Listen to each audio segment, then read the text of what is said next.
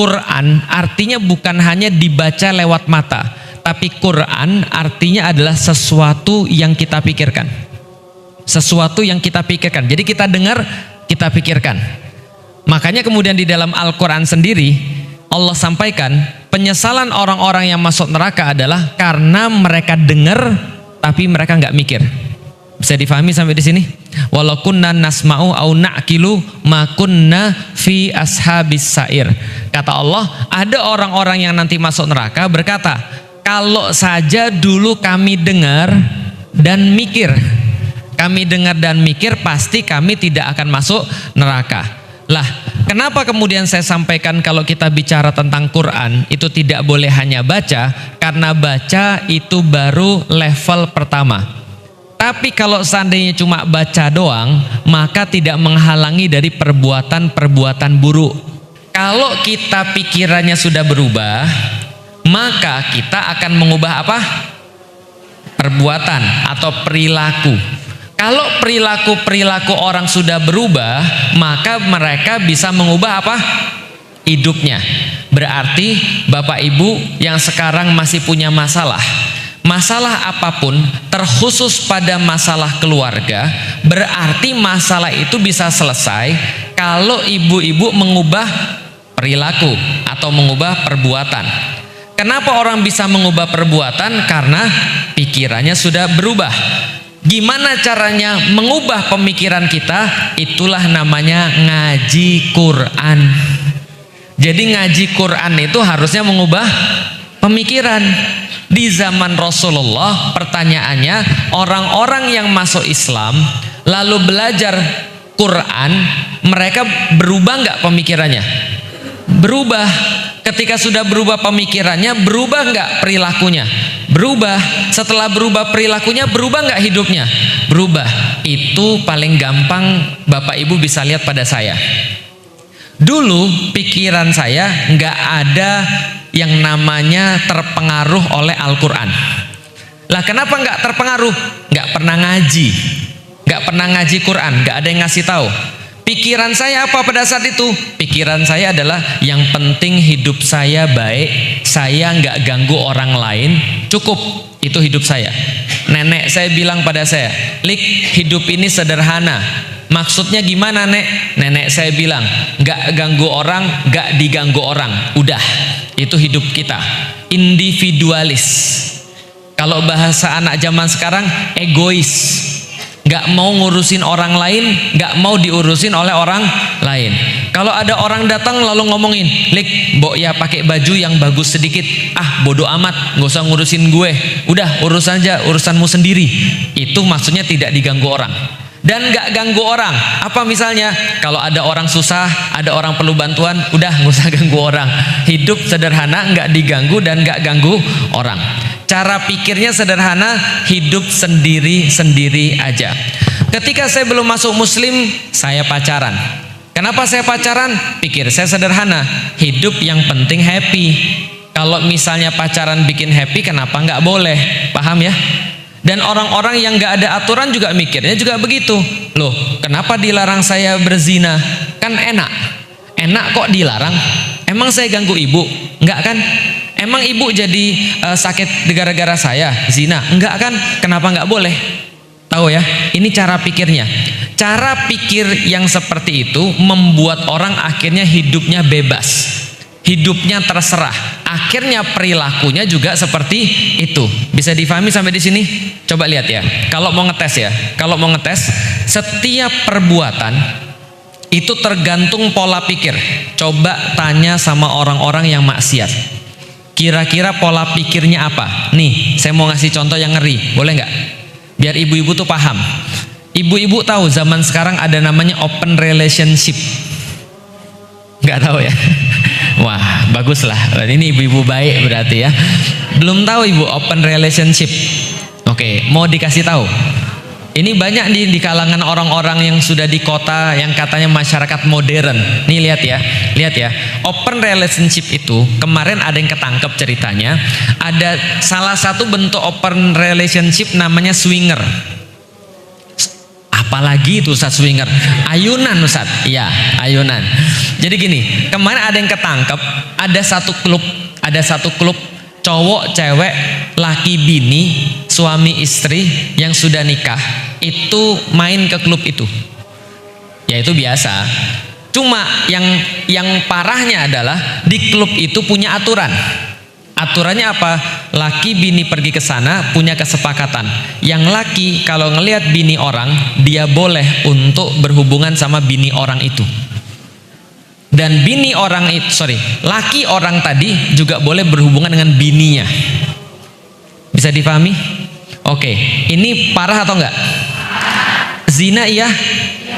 Bukan hanya zina, itu lebih daripada zina menurut saya. Karena udah kayak, mohon maaf, kayak binatang.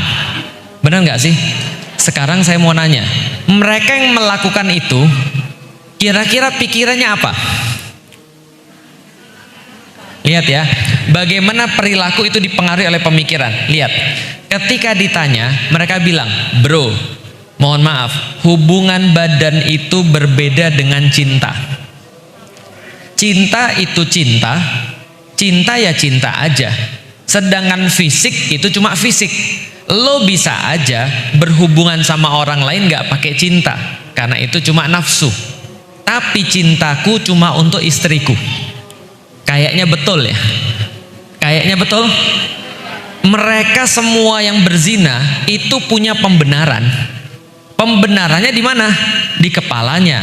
Artinya, lihat baik-baik, cara pikir yang salah menghasilkan apa? Perilaku yang salah. Dan ketika perilaku ini salah, nantinya akan berpengaruh kemana? Kehidupan dia. Paham? Oke, tanya sama orang-orang LGBT. Tanya sama orang-orang LGBT, mereka atau negara yang memperbolehkan cowok jadi cewek, cewek jadi cowok. Mereka bilang, kenapa kita nggak boleh? Itu kan hidup mereka. Bebas dong mereka mau seperti itu.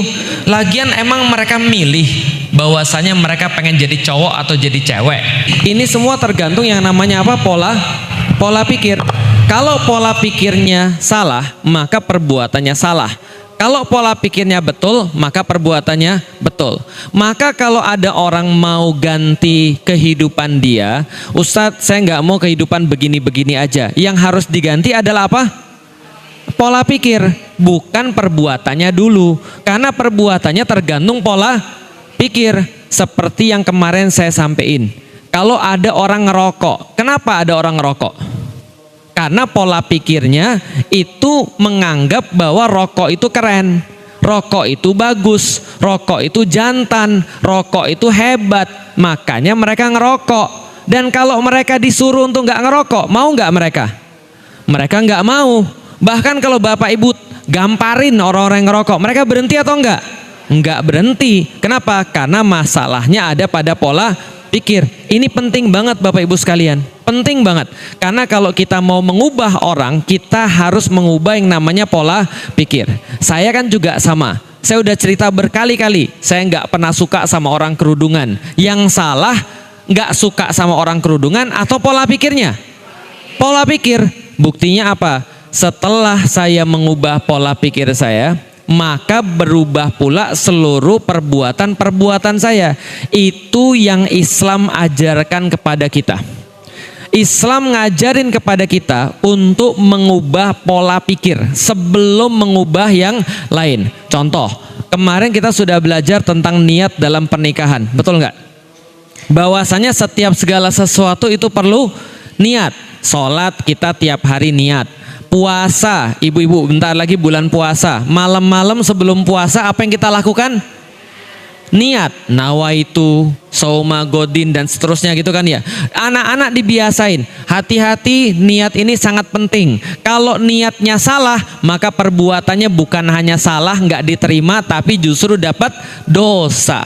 Kalau suatu perbuatan nggak diniatkan, nggak dapat pahala. Kalau niat baru dapat pahala. Contoh, ibu-ibu sekarang lagi ada di masjid, betul? Betul. Sudah niat itikaf di masjid belum? Sudah, insya Allah. Kalau yang belum, niat sekarang. Karena beda, orang yang masuk masjid niatnya itikaf, sampai dia pergi keluar masjid dicatat sholat terus. Kan enak tuh. Yang nggak niat, yang nggak tahu, ya nasib. Itu kan salah satu contoh niat. Kenapa niat begitu penting? Karena niat ini akan menentukan kehidupan kita ke depan. Lihat kalau gitu ya, contoh niat. Saya itu paling gak suka yang namanya pergi keluar. Saya tuh orang rumahan, gak suka pergi keluar. Apalagi pergi jalan-jalan. Apalagi pergi jalan-jalan di tempat yang rame dan macet. Itu saya paling gak suka. Paham ya? Contoh ya, kalau saya diajak sama istri saya pergi makan, sampai di restoran itu ngantri, saya selalu bilang sama istri saya, pulang yuk. Kalau enggak cari restoran yang lain yuk. Kenapa? Karena saya orangnya enggak mau repot. Saya orangnya enggak mau ngantri. Saya orangnya enggak suka yang rame-rame. Saya orangnya rumahan. Saya selalu bilang sama istri saya, kenapa sih kita enggak take away aja, makan di rumah aja, kan lebih nyaman. Di rumah cuma kita santai dan gak seperti ini buru-buru lalu kemudian langsung gede. Buru-buru lalu kemudian kita harus nunggu, harus ngantri, saya gak suka. Tapi kalau istri saya yang minta, Abi pengen makan di luar sekali-kali. Apalagi kalau pergi ke Jogja, itu istri saya punya favorit tempat restoran yang gak tau lah dia tuh nguji saya atau apa, tapi ngantri semua. Itu favoritnya itu. Saya kan selalu bilang gini, ngapain sih kita datang ke sini? Datang jam 1, makan jam setengah 3 saking antrinya. Sudah gitu makan setengah 3, rame lagi orang. Bukan masalah apa, itu kalau duduk itu loh. Mohon maaf Ustaz, bisa minta foto. Mohon maaf Ustaz, bisa minta foto. Itu saya jadi nggak makan, paham nggak sih maksudnya? Nah artinya saya bilang kenapa sih kita nggak makan di tempat yang lain yang sepi aja? Dia bilang dia mau. Nah begitu istri saya mau. Begitu istri saya bilang saya pengen makan di sini, pengen ngajak anak-anak, saya ganti setting kepala saya.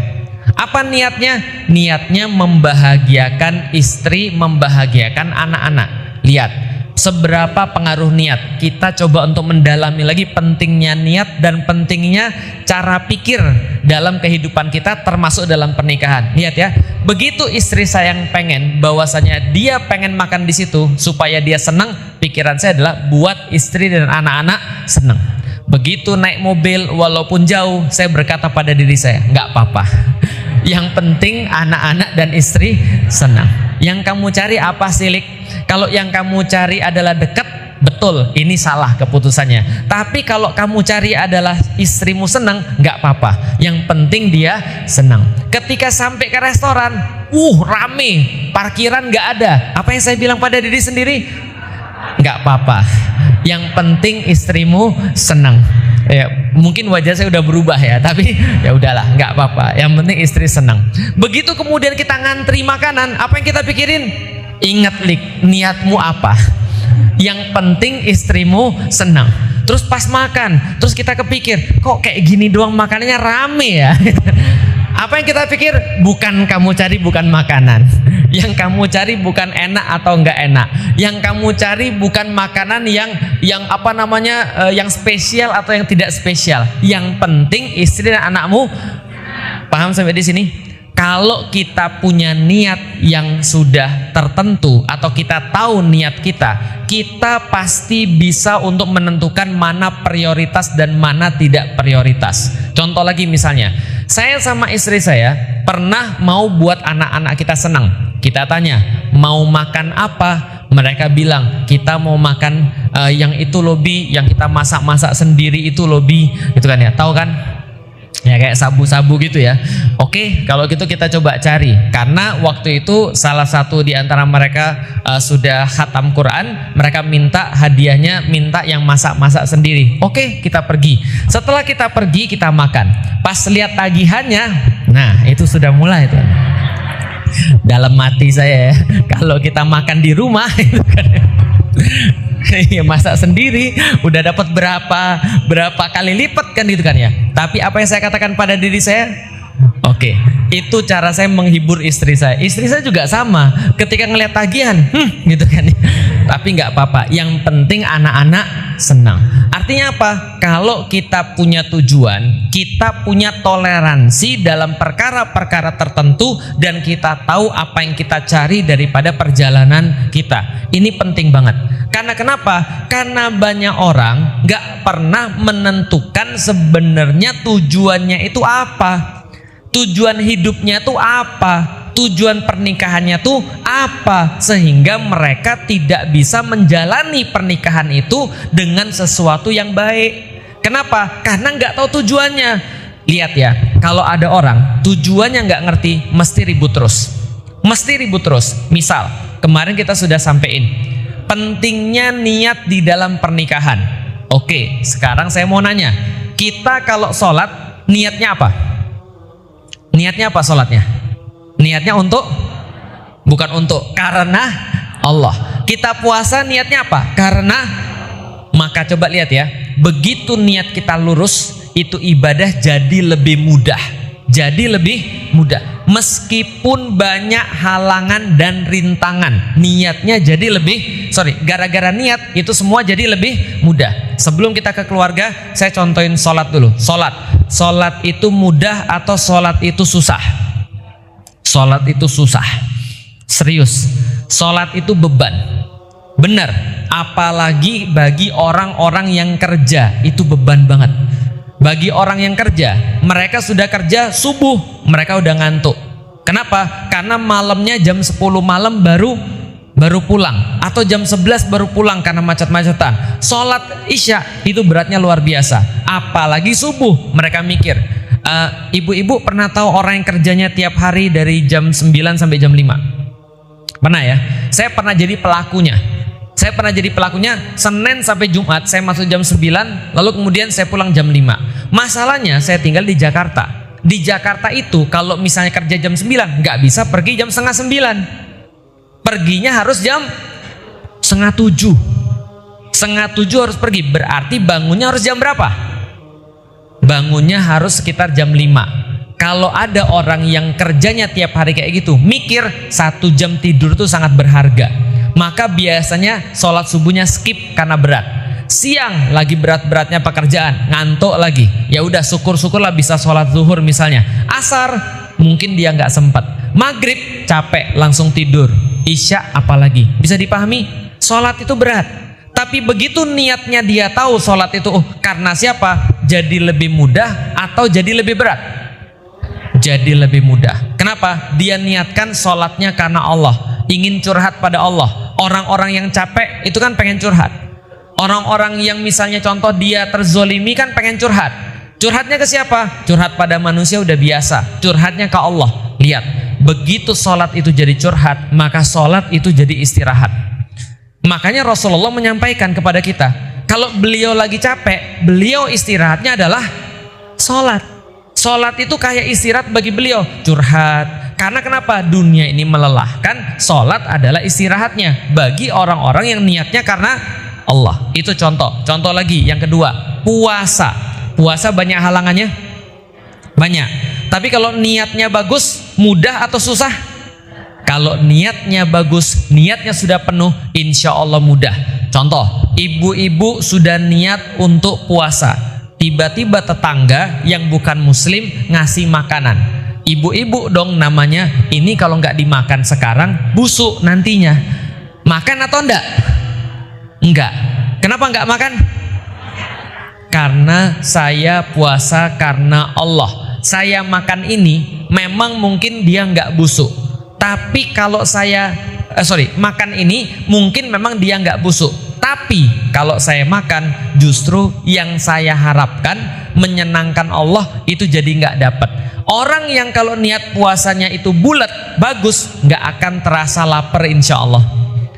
Tapi kalau andaikan dia niatnya nggak bagus, tuh contoh kemarin kayak orang lagi diet, tahu kayak orang lagi diet, nggak apa-apa lah besok aja, nanti kan besok masih bisa diet.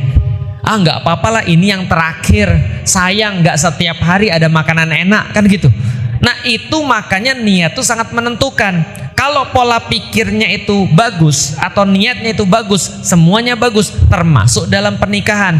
Lihat contoh-contoh kita yang tadi sudah kita bilang. Tujuan pernikahan kita ini apa? Niatan pernikahan ini apa? Karena banyak yang menjadi problem dalam pernikahan ketika nggak tahu tujuan pernikahan itu adalah apa. Kalau tujuan pernikahannya benar-benar karena Allah, berarti ributnya itu kalau urusannya dengan Allah. Lihat ya, ributnya karena apa? Urusan dengan Allah. Tapi kalau nikahnya bukan karena Allah, dia bisa ribut karena apapun. Bisa ribut karena apa? Apapun. Punya anak, ribut. Nggak punya anak, ribut. Punya duit, miskin, ribut juga. Kenapa? Karena nikahnya bukan karena Allah. Maka dunia bisa untuk membuat dia sengsara, dan dunia bisa membuat dia nikmat, bukan Allahnya tapi dunianya. Punya anak ribut, nggak punya anak ribut. Punya duit ribut, nggak punya duit juga ribut. Jalan-jalan ribut, nggak jalan-jalan juga ribut. Karena niatnya bukan karena Allah. Contoh, lihat, menurut Departemen Agama, orang bercerai itu karena 3 penyebab paling banyak. 1, penyebabnya adalah harta. 2, penyebabnya adalah kurangnya pengendalian emosi. Yang ketiga, penyebabnya adalah will atau mertua. Jadi pria idaman lain, wanita idaman lain, atau mertua. Yang ketiga ini penyebabnya adalah diklasifikasikan sebagai orang ketiga, kan gitu kan ya. Nah sekarang coba lihat, banyak nggak orang bercerai gara-gara harta? Banyak banget orang bercerai gara-gara harta, karena pandangannya terhadap harta itu tidak jejak. Dia mengira dunia ini cuma masalah harta. Bapak ibu, saya itu dari keluarga yang bukan muslim. Sekarang saya mau nanya kepada anda, kalau anda itu tidak Islam, apa yang mau anda cari di dunia ini? Coba jawab jujur deh. Jangan ngomong ridho Allah, kan anda bukan muslim. Enggak, saya mau ngasih tahu aja. Saya kan dari keluarga bukan muslim. Nah, kalau coba pahami keadaan saya supaya bapak ibu ngerti. Kalau bapak ibu bukan muslim, ya, yang dicari di dunia ini apa?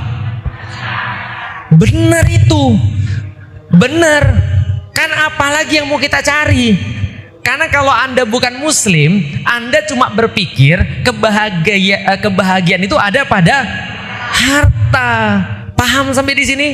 Berarti kalau ada orang muslim gitu kan ya, tapi sama orang-orang yang bukan muslim sama, kira-kira ada ngaruhnya nggak imannya? Nggak ada. Itu yang maksud saya sebagai niatan nikah itu apa? Karena saya itu dari keluarga yang bukan muslim, maka bapak yang baik di dalam keluarga yang bukan muslim adalah bapak yang tiap hari pergi kerja, pulang bawa duit sebanyak-banyaknya. Paham sampai di sini? Lihat ya, dalam niatan yang bukan Islam, maka bapak-bapak yang bawa pulang uang sebulan 15 juta itu lebih baik daripada bapak-bapak yang pulang ke rumah sebulan bawa 3 juta. Paham sampai di sini? Paham nggak sampai di sini? Karena niatnya bukan Allah. Niatnya itu tidak ada Allah di situ. Allah nggak ada perhitungannya. Jadi kalau ada ini ya, penyebab Allah itu nggak ada tuh. Allah nggak masuk di dalam formulanya. Yang masuk di dalam formulanya dunia. Maka dalam dunia yang tidak ada Islamnya, atau dalam keluarga yang tidak ada Islamnya, bapak-bapak yang bisa ngajak anak-anaknya pergi ke luar negeri 2 kali setahun, itu bapak-bapak yang lebih baik daripada bapak-bapak yang ngajaknya cuma ke kebun binatang. Bisa dipahami sampai di sini ya. Nah, ini yang perlu kita coba untuk pikirkan dalam diri kita. Jangan-jangan selama ini jangan-jangan perilaku kita masih kayak gitu. Perilaku kita, perilaku keluarga kita dengan perilaku keluarga yang bukan muslim, jangan-jangan sama. Itulah pentingnya punya tetangga yang bukan muslim untuk ngecek sebenarnya kita sama atau enggak. Paham ya? Jadi coba kita cek dulu, apakah kita cara pikirnya tuh sama kayak mereka sehingga perilaku kita sama kayak mereka. Contoh, oh ternyata tetangga kita itu nggak pernah bayar zakat ya. Lah kenapa ya? Karena dia bukan muslim. Lah kita juga nggak pernah bayar zakat. Berarti kan perilakunya sama tuh. Kenapa perilakunya sama? Cara pikirnya sama. Duit gue. Kenapa harus gue bagi ke orang lain? Ini kan jeripaya gue. Lebih baik gue kasih pada saudara gue, atau anak gue, atau istri gue, daripada gue kasih pada orang lain. Ini kan cara pikirnya. Teman-teman tahu nggak? Orang-orang yang bukan muslim, mereka makan riba, tahu nggak? Bapak saya bilang gini, Lik, ini bukan menjelekkan bapak saya, cuma ngasih tahu pola pikir bapak saya, karena dia belum Islam. Kalau dia Islam, insya Allah sama kayak saya cara pikirnya. Dia mikir gini, Lik, salahnya di mana, Lik? tapi deposito kepada satu bank, ya kan? Ada nggak yang tersakiti di situ? Nggak ada. Bank untung, semua orang untung, orang bisa pinjam uang dari bank, ekonomi berkembang, kita dapat balikannya. Wajar nggak, Lik? Saya diem aja, gitu kan ya. Lalu di mana salahnya, Lik? Bodoh nggak, Lik? Kalau ada orang yang kemudian nyimpan uang ke satu tempat dan dia nggak dapat ribanya, dan dia nggak dapat bunganya, bodoh nggak, Lik? Saya bilang, saya jawab, dalam teori ekonomi bodoh. Kenapa? Karena dalam teori ekonomi ada opportunity cost. Apalagi itu saat opportunity cost. Makanya pas lagi sekolah jangan tidur ibu-ibu. Opportunity cost itu adalah kemampuan atau kemungkinan uang ini berkembang kalau seandainya dia dikomersialkan. Nah itu yang dihitung dengan riba. Artinya apa? Kok kamu nggak mau ngambil riba? Bodoh banget kamu, Lik. Paham ya? Dalam hati saya, lah kalau saya ambil riba juga berarti saya nggak ada bedanya dong. Apa bedanya lantas agama Kristen dengan agama Islam? Mohon maaf. Karena kenapa? Karena perilakunya sama. Lihat nih, keluarga sama keluarga harusnya kan ada bedanya, karena perilakunya sama, harusnya berbeda. Contoh, orang-orang, mohon maaf, orang-orang Chinese itu setiap tahun dia itu merayakan Imlek dan seringkali main ke rumah satu dengan rumah yang lain. Dan biasanya ketika mereka main itu mereka dibagi angpau, tahu?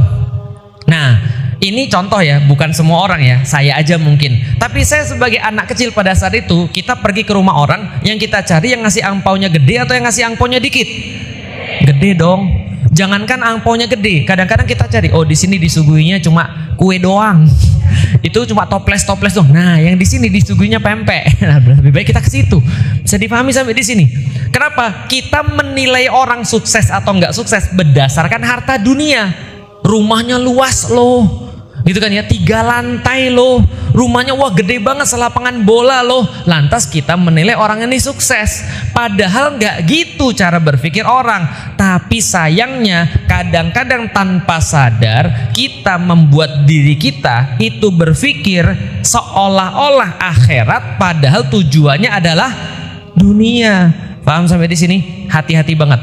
Setan itu mainnya nggak hitam putih, Bapak Ibu sekalian. Setan mainnya nggak hitam putih. Setan itu mainnya perkara-perkara syubhat.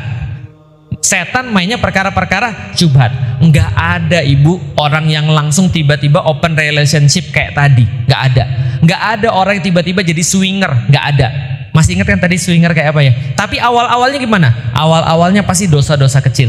Dosa-dosa kecil. Nggak apa-apa ya kali kita ya untuk melakukan hal kayak gini. Tapi kan dilarang Al-Quran. Ya coba-coba aja. Kan kita nggak ngerugikan orang lain. Kan sama-sama dengan istri sendiri. Tapi Al-Quran nggak boleh. Al-Quran sudah kasih tahu caranya begini. Nggak lah, kita coba-coba aja. Diperbuatlah tuh yang kecil-kecil. Masih di dalam kamarnya. Lama-lama setelah maksiat yang ini sudah, lama-lama dia mikir, kamu sayang nggak sama aku? Sayang. Aku juga pengen coba yang lain nih, yang lebih berbahaya. Lama-lama dia pengen untuk sama perempuan lain. Istrinya bilang, ya udah nggak apa-apalah, asal masih balik lagi orangnya. Lama-lama zinanya sudah diperbolehkan. Lama-lama dia ngajak istrinya berzina. Bisa difahami? Ini kondisi ada nyatanya atau nggak ada nyatanya? Ada. Ada laki-laki yang begitu, dia pengen agar istrinya misalnya melakukan kemaksiatan juga, jadi kemaksiatan itu nggak dari sedikit demi sedikit, dan kadang-kadang dibumbui dengan perkara-perkara yang kita kira islami, yang kita kira ini adalah perkara-perkara yang untuk Allah, padahal bukan. Banyak nggak yang kayak gitu? Banyak. Maka pola pikir ini penting. Contoh nih, tadi kan sudah saya bilang 3 penyebab perceraian yang paling besar. Apa yang pertama? Harta. Yang kedua adalah apa? Yang kedua adalah emosional. Dia tidak matang dalam mengelola emosional. Yang ketiga apa? Orang ketiga. Coba lihat ya. Yang paling banyak adalah yang namanya harta. Kenapa? Karena banyak sekali pandangan orang muslim tentang harta itu yang mesti untuk dibenahi. Contoh misalnya, rezeki sama dengan uang, itu parah. Rezeki sama dengan uang, itu parah. Kenapa? Karena kalau mereka menganggap rezeki sama dengan uang, berarti kalau mereka dapat uang dianggap rezekinya lebih banyak daripada yang nggak dapat uang.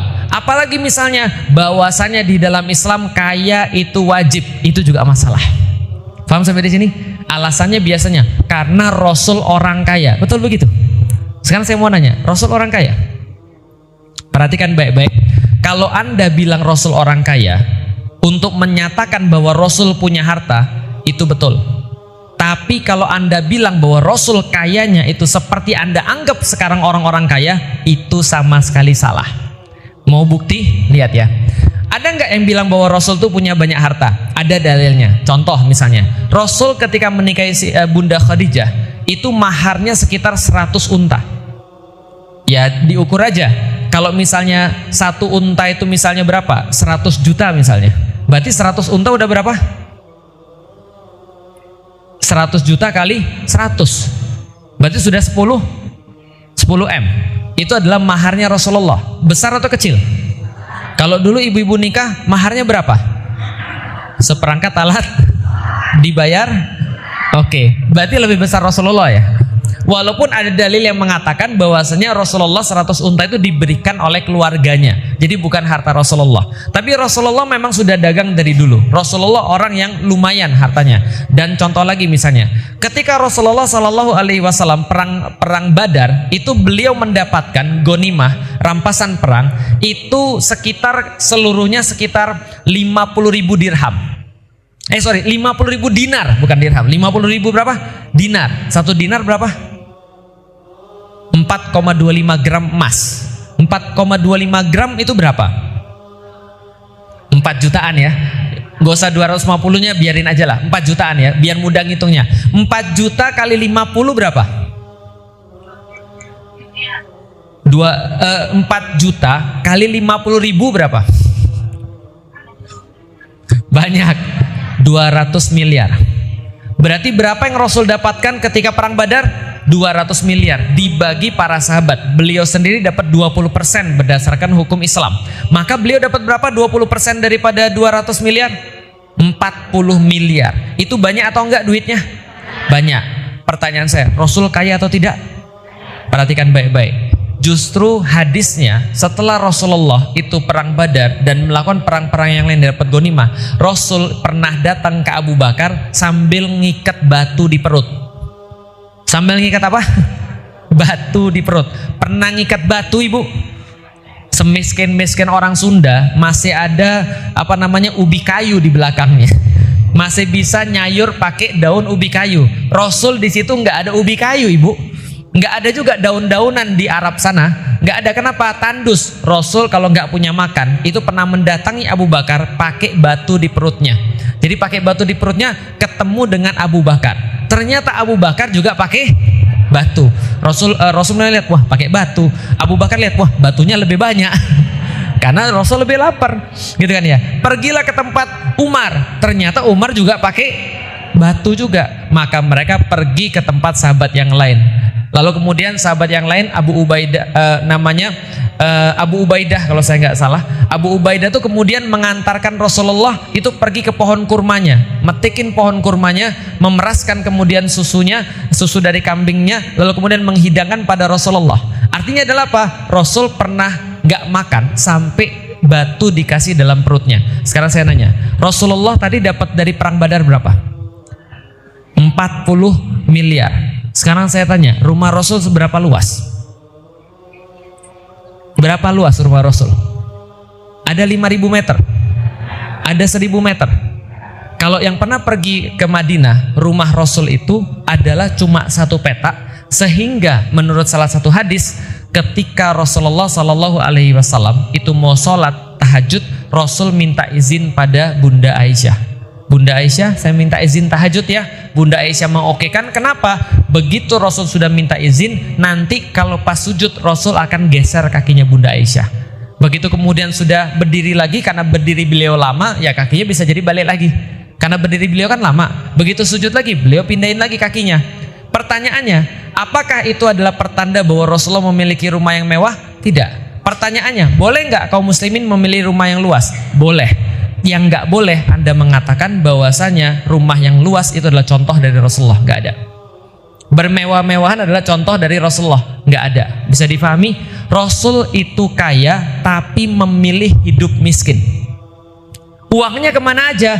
Nggak ada Rasulullah nyimpan uang. Makanya ketika wafat beliau sampaikan bahwa Nabi tidak layak untuk menyimpan uang. Maka beberapa waktu sebelum beliau itu mau wafat, itu beliau itu setelah sholat tergopoh-gopoh. Kenapa tergopoh-gopoh? Tiba-tiba masuk ke dalam rumah. Para sahabat heran. Biasanya Rasulullah berzikir dulu. Biasanya Rasulullah di situ bersama para sahabat. Biasanya ngasih kemudian tausiah dulu. Tapi Rasulullah setelah tergopoh-gopoh pergi ke kamarnya. Begitu kemudian ditanyakan para sahabat, loh kok tergopoh-gopoh ya Rasulullah? Rasul bilang, pas sholat saya baru ingat ada beberapa keping emas di bawah bantal saya. Dan saya tidak mau menyimpannya lalu saya keluarkan. Pertama, Rasulullah tidak bermewah-mewahan. Itu memberikan sebuah contoh pada kita. Sebenarnya dalam berumah tangga yang kita mau contoh itu siapa? Bukan berarti kita nggak boleh punya rumah mewah, bukan gitu. Bukan berarti kita nggak boleh punya rumah luas, bukan begitu. Tapi jangan sampai marah kita atau seneng kita itu karena materi. Karena kalau marah kita dan seneng kita karena materi, camkan baik-baik, pasti rumah tangga kita cepat atau lambat nanti jadi masalah. Kenapa bisa begitu? Lihat, orang yang mendekat kepada dunia itu akan dijauhkan daripada Allah. Dan orang yang mendekati Allah pasti akan menghinakan dunia. Catat baik-baik ya. Orang yang dekat sama Allah pasti akan menghinakan dunia. Dan orang yang mendekat pada dunia pasti akan menjauh daripada Allah. Oke Ustaz, sebentar Ustaz, saya agak bingung nih Ustaz. Agak bingung saya. Ustaz tadi bilang bahwa dunia itu nggak apa-apa kalau kita mau cari, nggak apa-apa kalau rumah luas. Bukankah Rasulullah juga punya uang Ustaz?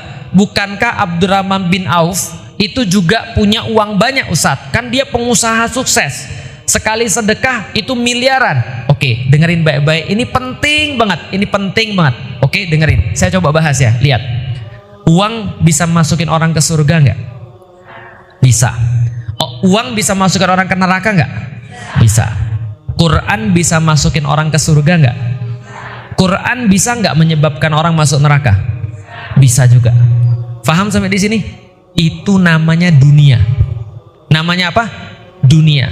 Dunia itu sama-sama punya kemampuan untuk memberikan kita kesempatan masuk ke surga atau masuk ke neraka. Makanya dalam hadis ada orang punya uang bisa masuk surga, bisa masuk neraka. Dalam hadis juga Quran juga bisa membuat orang masuk dunia, masuk ke surga, juga bisa membuat orang masuk ke. Nah, sekarang gimana cara memposisikannya? Coba lihat baik-baik. Quran bisa masukkan orang ke surga kalau dia karena Allah. Bisa memasukkan orang ke neraka kalau bukan karena harta. Bisa masukkan orang ke surga kalau karena, dan juga dan juga bisa memasukkan orang ke neraka juga bukan karena. Berarti semuanya tergantung apa? Niat. Semuanya tergantung niat, semuanya tergantung tujuan. Hanya saja kalau ada orang pikirannya atau niatnya sudah benar, maka perilakunya juga akan jadi benar. Contoh, rumah tangga balik lagi. Andaikan kita cuma anggap yang namanya harta itu cuma wasilah, cuma perantara, maka kita tidak akan sedih dengan uang dan juga tidak bakal terlalu senang dengan uang. Contoh, masih ingat pertama kali saya bilang, saya nggak suka pergi jalan-jalan. Saya nggak suka ngantri ketika makan. Saya nggak suka susah-susah ketika makan. Tapi kalau istri saya mau, maka saya jalani semua karena istri. Ini contohnya. Ini bukan karena Allah dulu, karena istri. Ya kan, membahagiakan istri baru karena, ini contoh dulu, karena siapa? Istri. Maka begitu saya ketemu macet-macetan, saya nggak membuat saya merasa sedih, karena itu semua karena istri. Paham ya? Ketika saya ketemu ngantri pas makan, itu nggak membuat saya sedih karena istri. Oke, lihat ya. Kalaupun saya ketemu ternyata jalanan nggak macet, nggak ngantri makannya, maka saya senang pun karena istri, bukan karena nggak ngantrinya, bukan karena nggak macetnya, bukan karena makanannya murah, tapi karena istri. Artinya semua tadi nggak pengaruh dalam kehidupan saya. Itulah namanya zuhud dalam kehidupan. Itulah maksudnya zuhud terhadap harta. Ingat kata Rasulullah, Rasul pernah bersabda pada para sahabat. Sabdanya begini, wahai sahabatku, yang aku khawatir setelah aku nggak ada, kata Rasulullah, bukan kalian miskin dan sempit hidupnya, bukan. Karena bagi Rasulullah itu nggak penting. Karena Rasulullah sudah nunjukin gimana caranya bahwa rumah yang sempit, bahwa nggak ada harta tidak menyebabkan kalian itu tidak punya prestasi. Rasul menunjukkan dengan rumah kayak gitu, dengan harta yang segitu, beliau bisa mengubah dunia. Jadi kata Rasulullah, bukan kemiskinan yang aku khawatirkan atas kalian, tapi kata Rasulullah, coba perhatikan, lihat ya, tapi dibukakan pintu-pintu dunia bagi kalian. Sebagaimana orang-orang terdahulu Allah bukakan pintu-pintu dunianya. Setelah dibukakan itu, maka kalian akan berebut dengan dunia sebagaimana orang-orang dulu berebut dengan dunia, dan kalian akan dihancurkan oleh Allah sebagaimana orang-orang terdahulu dihancurkan oleh Allah. Berarti yang Rasul sampaikan, hati-hati dengan niat. Kenapa perlu saya sampaikan? Karena kalau ada orang Muslim miskinnya dia masalah dengan harta, maka kayanya tidak akan pernah membuat dia tidak punya masalah. Sama aja. Lihat ya, orang miskin nih, ada seorang laki-laki pulang ke rumah, lalu dia bilang, bismillah, ini sudah saya coba untuk mencari nafkah sebisa saya. Dia pulang, lalu istri bilang, mana cukup Bi, ini nggak bisa Bi. Lantas mereka ribut, kamu kerjanya kerja apa sih Mbok, yang serius lah. Suaminya marah, emang menurutmu mudah, kamu aja sana yang cari kerja, aku udah cari kerja. Ribut, soalan apa yang mereka ributkan? Soalan duit, soalan harta. Orang-orang kayak gini kalau kaya, apakah berhenti ribut? Apa berhenti ribut?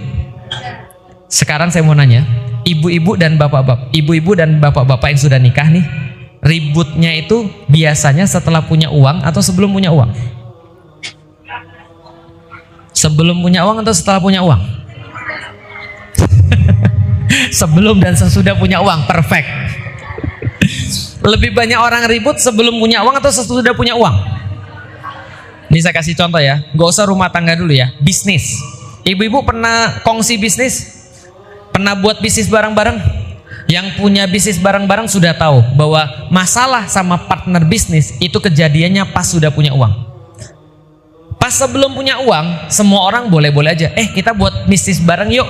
Aku yang lewat media sosial, kamu yang nanti masak. Nanti kita jualan warung aja. Aku yang bagian promo, kamu yang bagian masak. Terus kita bagi berapa dong? 50-50 aja. Kamu yang masak 50%, aku yang promosin 50%. Oke, aku setuju. Siapa yang sudah setuju? Dua-duanya sudah setuju. Oke, belum punya uang. Nggak apa-apa, belum punya uang. Begitu punya uang, pemasukan 1 juta masih jalan, 2 juta per bulan masih jalan, 3 juta per bulan masih jalan. Coba kalau sudah sampai 100 juta per bulan, maka yang masak akan Allah tiup, bukan Allah tiup, setan tiupkan. Pikirannya apa? Aku masak kayaknya lebih susah. Orang keringetan terus panas. Lah dia cuma marketing doang, depan komputer, kadang datang kadang enggak. Tapi aku lebih panas, harusnya aku dapat 70% nih. Yang marketing ditiupin setan nggak? Apa setan ngomong sama dia? Yang masakan banyak, bukan cuma dia doang. Kalau dia macem-macem, bisa aja kamu ganti. Bisa juga kamu sebenarnya harusnya ngambil lebih banyak. Ya kamu 70% lah, dia 30%. Kalau terusannya 2 orang nih mikir, terus kemudian ketemu kira-kira gimana? Bisa dipahami? Artinya apa? Niat itu penting, itu baru bisnis. Kalau berkeluarga kira-kira gimana? Sama. Setiap kenikmatan yang Allah tambah itu potensi untuk mendapatkan ujian.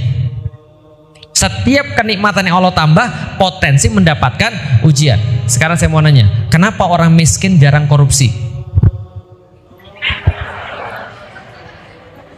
Kenapa orang miskin jarang korupsi? Mau korupsi apa? Mau korupsi apa? Orang dia juga nggak punya jabatan, apa yang mau dikorupsi? Kenapa orang miskin jarang selingkuh? Karena nggak punya uang. Paham ya? Dulu ketika misalnya contoh, bukan saya, temen saya, dulu pas miskin nggak ada yang mau. Dulu ketika miskin dia nggak terawat, nggak ada yang mau. Tiba-tiba dia udah kaya, dia udah punya mobil, dia udah punya segala-galanya. Cewek deket atau cewek menjauh? Cobaan itu datang kalau orang tuh punya. Paham ya? Nah, keluarga itu juga sama. Maka pola pikir kita terhadap harta, pola pikir kita terhadap apapun itu menentukan kita tuh keluarganya mau kemana. Contoh, kalau keluarganya sudah dibilang, oke, bismillah, kita nikah karena Allah. Apa maksudnya nikah karena Allah? Berarti kata Allah adalah yang dimaksud dengan menikah karena Allah adalah dia mencintai karena Allah. Artinya apa? Yang membuat dia senang itu harusnya Allah.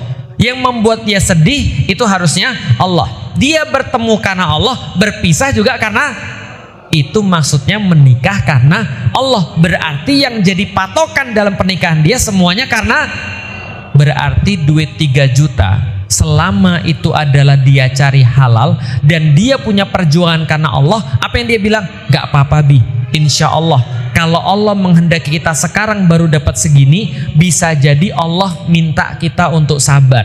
Kenapa? Karena Allah nggak mungkin menelantarkan hamba-hambanya. Ayo berusaha Bi, bismillah, insya Allah kalau Abi serius, kalau Abi rajin, mudah-mudahan Allah kasih kita lebih banyak. Besok suaminya dapat 100 juta per bulan. Apa kata istrinya? Ini bukan uang kita, ini adalah uang yang dititipin kepada kita. Kalau kita salah untuk membelanjakan uang ini jadi dosa buat kita. Kalau kita benar membelanjakan uang ini jadi pahala buat kita. Cara pikirnya beda nggak? Beda. Kalau ada orang yang nggak punya Allah, kira-kira cara pikirnya gimana? Semuanya materi, semuanya diukur gara-gara itu. Sekarang kita jadi tahu kenapa banyak orang ribut. Karena mereka tidak punya Allah. Maka kalau mereka nggak punya Allah, mereka mau mikir dengan cara apa lagi? Yang nggak ada. Pembenaran itu semuanya nggak ada karena mereka nggak punya Allah. Contoh, punya lagi anak, anaknya kemudian maksiat. Kalau mereka nikahnya karena Allah, mereka bilang apa? Tugas kita sebagai orang tua, didik dia dengan semampu kita. Andaikan kita tidak mampu mendidik dia, maka mudah-mudahan Allah bantu kita. Tapi kalau seandainya kita sudah berbuat semuanya dan dia masih bandel juga, kita tinggal minta pertolongan Allah lagi. Hidupnya susah? Enggak. Ada orang menikah karena Allah, punya anak. Apa yang dia pikirin? Ini anak adalah titipan daripada Allah kepada kita. La haula wala quwata illa billah. Berarti kita kemudian cuma perlu untuk menjaga amanah ini agar kita kembali kepada Allah dalam keadaan paling baik. Kalau belum dikasih Allah anak, kira-kira ada masalah dalam kehidupan dia? Insya Allah enggak juga. Yang ngasih bukan kita, yang bikin bukan kita. Kita yakini semua dari Allah. Ya udah, kalau belum dikasih Allah, ya kita bersabar. Karena bersabarnya kita sama yang kita cari, sama yang kita dapat dengan ketika kita punya anak. Bisa dipahami sampai di sini. Ini penting banget, mindset. Mindset atau niat itu penting. Begitu niat kita salah, maka semua perbuatan-perbuatan kita akan mengikuti. Sekarang coba fokus di dalam kehidupan rumah tangga kita. Coba di checklist, coba dicatat. Ini penting. Apa sih yang membuat kita itu ribut sama suami kita? Apa yang membuat kita itu cekcok dalam rumah tangga? Coba di list tuh.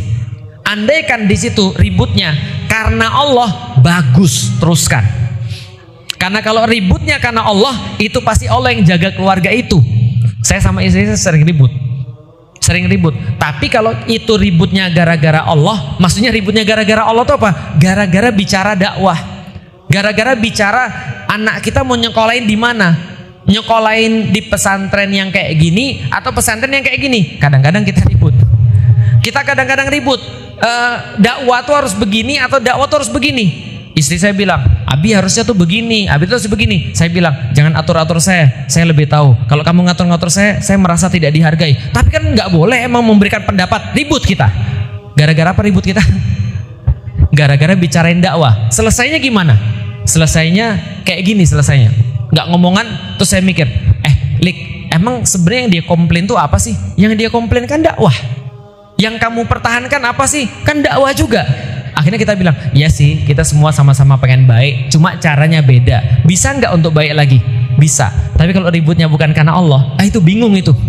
Kenapa? Karena dari mana nyelesain itu percuma. Karena komplain yang satu kepada yang lain itu juga bukan karena Allah. Komplainnya adalah misalnya perkara-perkara duniawi. Kamu tuh males tau nggak? Aku tuh udah berapa tahun nikah sama kamu gini-gini aja. Dari dulu sampai sekarang penghasilanmu cuma 3,5 juta. Paling cuma nambah jadi 3,750. Pernikahan macam apa ini? Kita mau makan apa? Nanti kita seperti apa anak-anak kita? Itu bukan pembicaraan karena Allah. Nah makanya di list tuh, ini masalah-masalahnya itu apa aja. Setelah di list baru kita pikir perilaku apa yang menyebabkan kita itu marah sama suami, atau suami marah sama istrinya, atau cekcok dalam rumah tangga. Perilaku apa ini?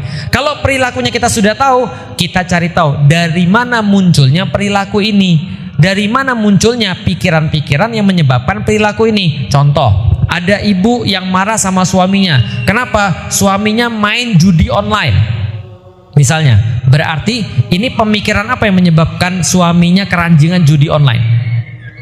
Apa kira-kira? Karena pengen kaya. Pengen kaya instan. Maka kita cari tahu mikirnya kayak gitu apa yang menyebabkan. Tanya sama suaminya, saya mau nanya nih Bi, kenapa Abi suka judi online? Udah nggak usah nanya-nanya. Enggak kan boleh untuk ngobrol. Ngobrol aja seperti apa? Ngobrol. Dari situ muncul pemikiran. Pertanyaannya gimana cara ngubah pikiran ini? Agak susah memang kalau laki-laki. Kenapa laki-laki susah? Laki-laki itu nggak mau datang kepada pengajian. Sedangkan pengajian itu yang mengubah pikirannya. Gimana cara mengubah pikiran? Kita udah belajar kan? Mengubah pikiran cuma dua. Satu, informasi yang benar. Dua, informasi yang banyak. Yang benar yang banyak gitu kan ya. Jadi itu bisa mengubah. Tapi kalau dia tidak ada informasi lain, itu aja ya dia nggak akan berubah. Tapi kan ibu bisa berubah pelan-pelan mengubah pikirannya supaya nanti berubah segala-galanya. Karena kalau pikiran sudah berubah, mudah-mudahan yang lain bisa berubah. Contoh, saya ulangi lagi. Pernah tuh orang ngerokok? Tadi yang sudah kita bahas masalahnya ada di mana?